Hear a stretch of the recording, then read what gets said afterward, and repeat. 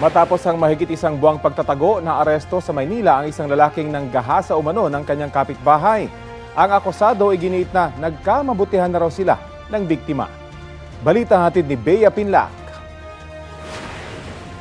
Na-arrest pa namin sa visa ng warrant of arrest. Kaso mo rito, rape. Sa kulungan ng bagsak ng 23 anyos na lalaking ito, mahigit isang buwan matapos niya umanong gahasain ang kainuman niya sa barangay 105 Tondo, Maynila. Ang nabiktima umano, 19 anyos niyang kapitbahay na isang single mom. Magkapitbahay sila itong biktima.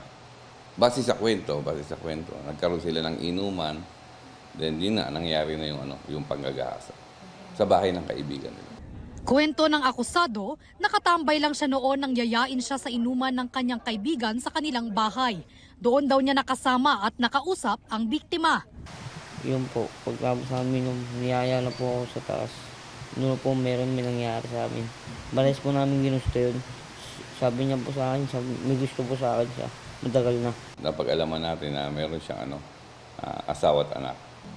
Sabi niya meron silang mutual understanding, but syempre depends niya yun. Walang piyansang inirekomenda para sa kasong rape na kinahaharap ng akusado. Bea Pinlac, nagbabalita para sa GMA Integrated News.